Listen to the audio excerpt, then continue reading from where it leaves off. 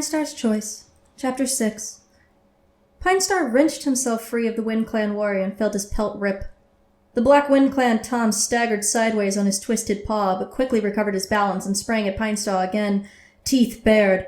Pinestar whirled to face him and reared up on his hind legs to strike at the cat with his front paws. He rained down blows, screwing up his eyes against the blood that splattered his muzzle and belly. The Wind Clan Tom, Pinestar thought it was Deadfoot, but in the scrum he could barely distinguish his own clanmates, let out a yowl and streaked away, ears flattened. Pinestar paused and looked around. He was halfway up the side of the hollow that sheltered Wind Clan's camp. The shallow dip was alive with writhing cats, and the air echoed with screeching. Just below him, Stormtail and Dappletail were fighting side by side against 3 Wind Clan cats, bravely holding their ground. On the far side of the camp, Swift Breeze was dragging Leopardfoot to safety. The warrior had a deep wound along her flank, and Pinestar could see Featherwhisker waiting for her just beyond the boulder on the edge of the hollow. This was not supposed to happen. Goosefeather said we could destroy Wind Clan's supply of herbs to weaken them, but that no blood would be shed. How did I ever imagine that Wind Clan would allow us to attack their medicine stores? There was a flash of movement outside the Wind Clan medicine den, and Pinestar watched Moonflower and Stonepelt slip inside. "We've done it," Pinestar thought with relief. "I will call my clan to retreat." But before he could open his mouth, 2 Wind Clan cats followed the Thunder Clan warriors into the den. A heartbeat later, the Wind Clan medicine cat, Hawkheart, streaked across the blood-soaked clearing and crouched at the entrance, his tail lashing as if he were waiting for prey. "Oh, Star Clan, no," Pinestar whispered. There was a terrible howl from inside the medicine cat's den, and Stonepelt scrambled out, blood pouring from a fresh wound on his shoulder. A Wind Clan warrior snarled at his heels. Then came Moonflower, her blue-gray fur stained green with herb juice. The second Wind Clan cat was chasing her, but he fell back as Hawkheart lunged at Moonflower, hurling the she-cat off her paws.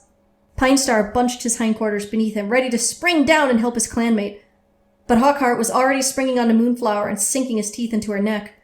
Moonflower struggled free and clouted Hawkheart's muzzle with her paw. Hawkheart shrugged her off as if she were nothing more than a fly.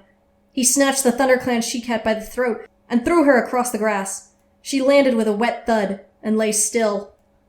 "No!"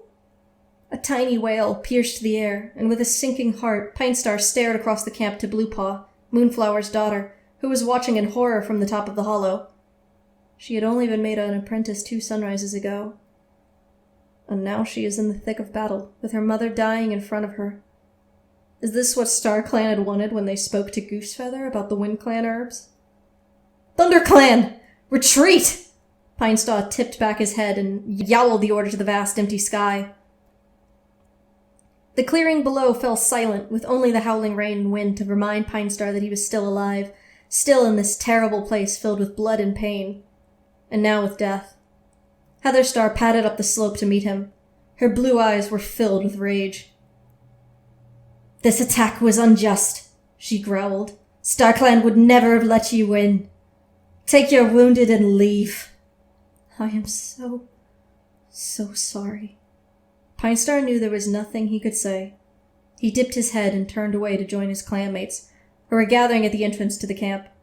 Each warrior stood with glazed eyes and drooping tails, blood staining their battered pelts. Behind them, the Wind Clan cats melted away, vanishing into their dens. One shape remained in the clearing, her fur flattened by the pelting rain.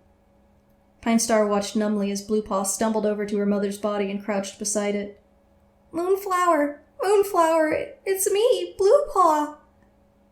But Moonflower didn't respond. Pinestar couldn't bear it any longer. He padded across the muddy, scarlet-streaked grass and looked down at the apprentice. "Bluepaw," he prompted gently. The little she-cat stared up at him. "Why won't she get up?" "She's dead, Bluepaw." "She can't be." Bluepaw put her tiny paws on Moonflower's sodden flank and shook her. "She can't be dead. We were fighting warriors, not rogues or loners. Warriors don't kill without reason." How can I tell her that she is right? That the warrior code has been broken and her mother is gone? We started this battle. This is all my fault. "She tried to destroy our medicine supply," came a low growl. Hawkheart had left his den and was crouched a fox length away. That was reason enough. But StarClan told us to do it, Bluepaw mewed. Her huge blue eyes burned into Pinestar's. We had no choice. They told us to, didn't they? Goosefeather said so. Hawkheart let out a harsh, huffing noise. You risk so much on the word of Goosefeather? He lashed his tail and stalked away, hunched against the rein. What does he mean? Bluepaw whispered. She turned back to Moonflower and shoved her with her muzzle. The dead cat rocked limply in the shallow puddle that had formed around her. Wake up, Bluepaw pleaded. This was all a mistake. You don't have to be dead. Swiftbreeze stepped forward and pulled Bluepaw gently away. Pinestar bent down and picked up Moonflower by her scruff. He winced as her weight dragged on muscles already sore from fighting, but he forced himself to lift her clear off the puddle and carry her across the clearing to the rest of the ThunderClan warriors. He would take her all the way home for a warrior's burial, then face the fury of his clanmates as they realized he had led them into a terrible defeat. Was it really that bad? Jake asked. His green eyes were full of sympathy. Pinestar nodded. I thought Swiftbreeze was going to kill Goosefeather. She was so angry that Moonflower had died. At least she blamed the right cat, Jake commented. It was Goosefeather who told you to attack WindClan, after all. But I am the clan leader, Pinestar protested. He shifted his haunches so that he was sitting more comfortably on the soft, short grass. They had met behind Jake's two-leg den in the shade of a bush with long, trailing branches and pale green leaves. It was my decision to lead them into battle. Jake reached up and licked the cut on Pinestar's ear. The blood had dried and was tugging at his fur. You told me that a leader has to trust his medicine cat, he murmured. You may be leader, but you are still bound by the warrior code. Pinestar pictured Goosefeather, his gray hair ragged, his blue eyes glazed and wild. I don't know if I can trust him anymore, he admitted, each word wrenched from his belly. His prophecies are so strange now, and I've seen him watching me, as if he knows something that I don't. I'm scared he's seen an omen about me which he isn't sharing. Perhaps an omen telling him that you won't always listen to his nonsense, purred Jake.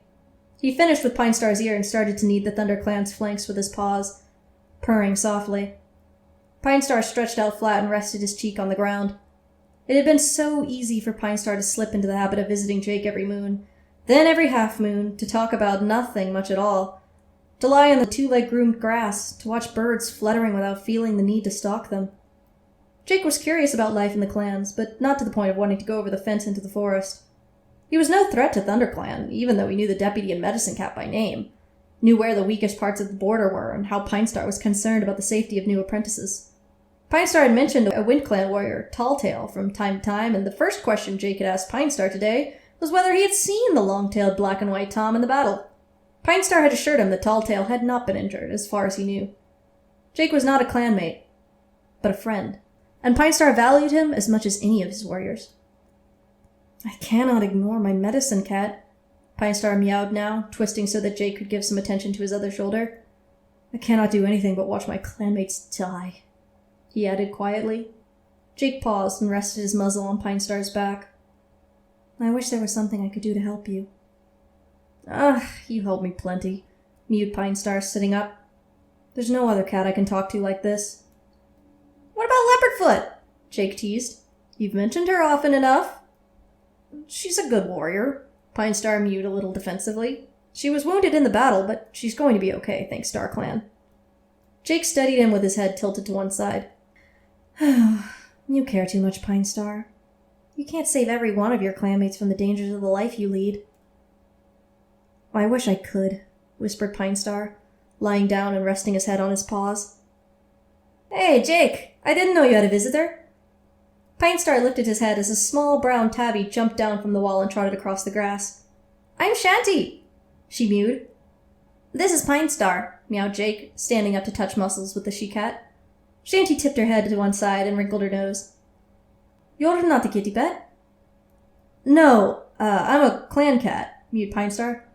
I live in the forest. With the wildcats? Cool! Shanty settled down beside them and curled her tail over her paws. She narrowed her eyes at Pinestar. You look kind of battered. Are you okay? Pinestar twitched his ear. I'm fine, he murmured. Shanty turned to Jake. Did you hear about Tyr? His two legs left his door locked all night and he had to sleep in the shed. Whoa! Tyr would not have liked that, Jake snorted. He's a pedigree Burmese, he explained to Pinestar. And never stops reminding us, Shanty added with a sniff. Pinestar knew he couldn't tell a Burmese from a badger. He tried not to lean closer to sniff Shanty's fur. The tabby was definitely a she-cat, but she smelled different from any clan queen. Pinestar liked that she wasn't afraid of him, or even particularly curious about life in the forest. On this side of the fence, Pinestar wanted to be treated like any other cat. A friend, not a strange and fearsome enemy. He trusted Jake as much as he did his clanmates, and more than some of them. Perhaps Shanty would become a friend too. He settled back onto his belly and closed his eyes. The battle with WindClan, his injured clanmates, the humiliation of defeat, all seemed a long way away as he listened to Shanty and Jake chatter about cats he didn't know and had no responsibility for.